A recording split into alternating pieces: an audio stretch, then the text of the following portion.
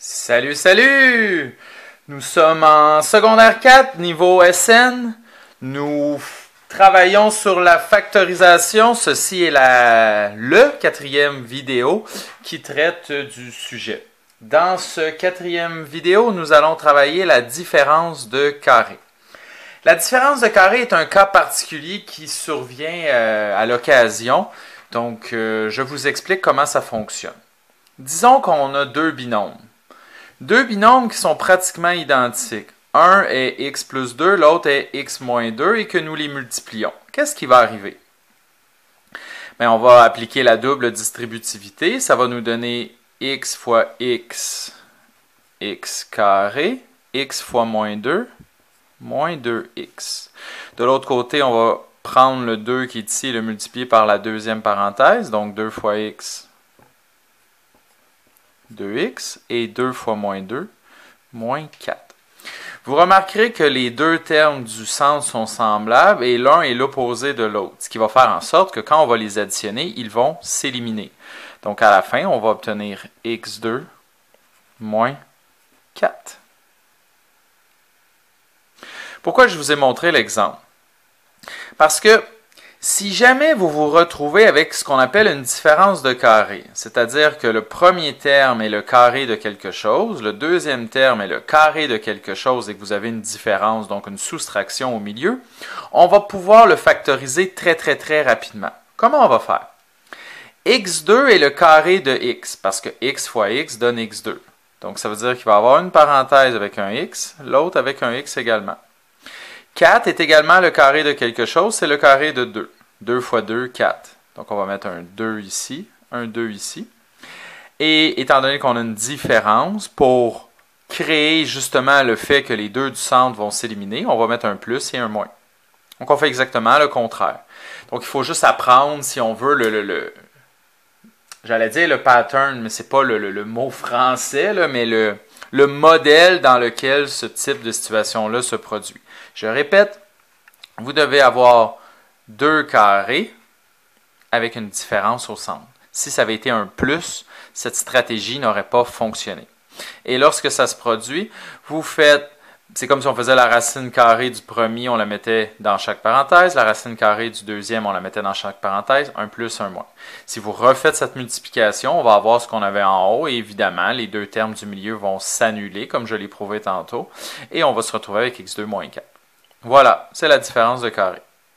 Deux termes, deux carrés, une différence au centre, un moins. On va faire quelques exemples. 9 à 2 moins 16. Est-ce qu'on a bien deux carrés? 9 à 2 est le carré de 3a, puisque 3a fois 3a donne 3 fois 3, 9, a fois a carré. 16 est le carré de 4, puisque 4 fois 4 est égal à 16. Donc, on a deux carrés, on a un moins au centre. On peut dire que le premier va être 3a dans chaque parenthèse. Le deuxième va être 4 dans chaque parenthèse. Et on met un plus, on met un moins. Si vous faites la multiplication, on peut le faire vite mentalement. 3 fois 3, ça donne 9 à 2. Là, après ça, il va falloir faire 3 fois moins 4, ça va faire moins 12. Mais tout de suite après, on va faire plus 12. Même raisonnement qu'on a eu en haut ici. Et finalement, 4 fois moins 4, moins 16. Donc, quand vous êtes capable d'identifier cette situation, on peut très rapidement, vous avez entendu mon claquement de doigts, très rapidement factoriser sans trop de travail. Exemple 3, 25 à 2 B4. Je l'explique un peu différemment. Je vais mettre une parenthèse à la 2 pour montrer que c'est le carré de quelque chose qui donne bien ceci. Qu'est-ce qui donne 25? Quel chiffre multiplié par quel chiffre donne 25? Deux chiffres identiques, c'est 5. Deux chiffres identiques multipliés par eux-mêmes qui donnent A2, c'est A fois A. Et B exposant 2 fois B exposant 2 donne bien B exposant 4. Loi des exposants, on distribue le 2, ça fait 5 à la 1 et 2, ça fait 5 à la 2, 25. 1 et 2, ça fait 2, et 2 et 2, ça fait 4. 49, c'est 7 fois 7. B2, c'est B fois B. Donc, on a été capable de représenter chacun des nombres comme étant le carré de quelque chose. Il y a une différence au centre. On va mettre 1 plus, 1 moins. Je pourrais mettre le moins en premier, le plus en deuxième, ça ne change absolument rien. 5AB2, 5AB2, 7B, 7B. C'est la factorisation avec la technique de la différence de carré. Vous identifiez, je me répète encore et encore, là, mais je ne pense pas que c'est mauvais, vous identifiez si le premier terme est le carré de quelque chose, le deuxième est le carré de quelque chose et que vous avez une différence, dis-je bien, au centre, vous pouvez appliquer ce raisonnement. 3 autres exemples. Des fois, vous n'avez pas 2 carrés. Ben, 2, on pourrait faire la racine carrée de 2, parce que la racine carrée de 2 fois la racine carrée de 2 donnerait 2. Mais pour que cette technique soit facile à appliquer, il faut qu'on ait des valeurs entières. Donc à ce moment-là, ce qu'on va faire, c'est qu'on va aller vérifier si ce qu'on connaît déjà pourrait s'appliquer. D'autres techniques de factorisation, dans un premier temps, s'appliquent, et ensuite, regarder si la différence de carré peut se faire. Ici, avec 2x carré moins 18, ce que je pourrais faire, c'est mettre 2 en évidence, avec la simple mise en évidence. Donc, si je mets 2 en évidence, il va rester x carré moins 9. Parce que 2 fois x carré donne 2x carré, 2 fois moins 9 donne moins 18. Donc, on est revenu à des choses qu'on a déjà vues dans le passé. Et là, dans la parenthèse, on a 2 carrés avec un moins au centre. Donc, si on factorise encore, le 2, je l'ai déjà devant, il ne bouge pas. Je fais ma différence de carré, ça va faire x moins 3 par x plus 3. Bon, je n'ai pas besoin de mettre de égal parce que là, j'ai terminé. Donc, dans certaines situations, on va avoir 3 facteurs dans la réponse. Que vous ayez une parenthèse ou un chiffre tout seul, ça reste que c'est un facteur. Premier, deuxième, troisième facteur. 12y2, 3x2. Dans 12 et 3, nous pouvons mettre 3 en évidence. Parce que 12, c'est 4 fois 3.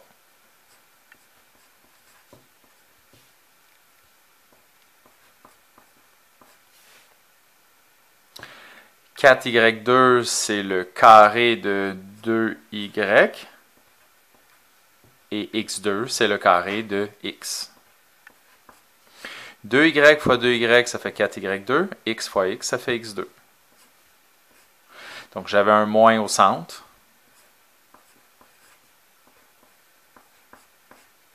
Et j'ai encore le 3 devant.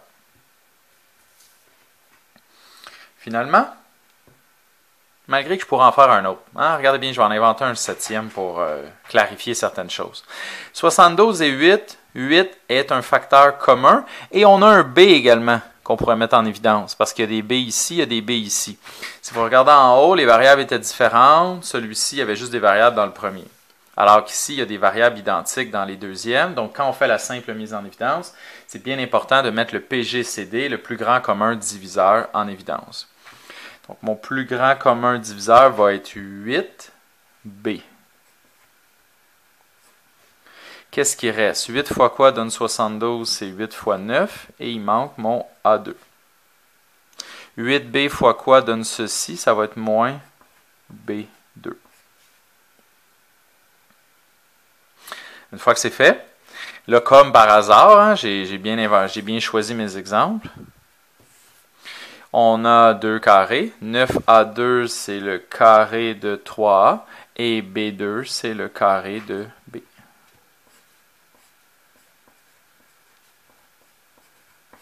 On pourrait le faire pour réexpliquer ce que je disais tantôt. 3 fois 3, ça donne 9A2. 3 fois B, ça fait 3AB. Mais tout de suite après, on va faire moins 3AB. Fait que les deux vont s'annuler. Et moins B2. N'oubliez pas votre 8b au départ. Je disais que je vais faire un 7e exemple. Rapidement. Disons qu'on avait, je sais pas moi, 50x2 y3. Je l'invente. Plus 32 32y. Tiens. On n'a pas deux carrés. Ça, c'est sûr, 50 et 32, ce ne sont pas des carrés. Hein, on va encore une fois vérifier si on peut faire une simple mise en évidence. 50 et 32 ont le facteur 2 en commun. Je vais mettre un 2. Y et Y, je peux mettre un Y. Ensuite, qu'est-ce qui manque? 2 fois quoi donne 50? C'est fois 25. Et 2 fois quoi donne 32? C'est fois 16. Et là, on a deux carrés. 25x2, c'est le carré de 5x. 16, c'est le carré de 4. Le problème ici, c'est qu'on n'a pas une différence au centre. On a un plus. C'est pas vrai que de dire que 5x plus 4 multiplié par 5x plus 4, 5x plus 4 multiplié par 5x plus 4 ne donne pas ceci. Si vous le faites, ça va vous donner 25x2, ça va. Mais là, ça va faire 20x plus 20x. Donc, au lieu de s'annuler, on va les additionner. Donc, vous allez vous retrouver avec un 40x au centre. 40x qu'on n'avait pas dans notre version initiale. Donc, ces deux facteurs sont le résultat de ce trinôme et non ce qu'on a ici. Fait que dans l'exemple qui nous intéresse, on aurait terminé. Il n'y a pas de différence au centre en raison du plus. Bien qu'on ait deux carrés, le plus ne nous permet pas de continuer. Donc, sous la supervision de R2D2, et bon, les autres, hein, c'est un peu répétitif, mais blague à part, j'espère que vous avez bien compris et que la différence de carré est maintenant bien maîtrisée. Je vais revenir rapidement sur la liste des sujets qu'on devait couvrir. Donc là, je viens de faire la différence de carré. Le prochain et le plus corsé, c'est la complétion de carré. Vous verrez dans une vidéo à venir. Merci beaucoup. Au revoir.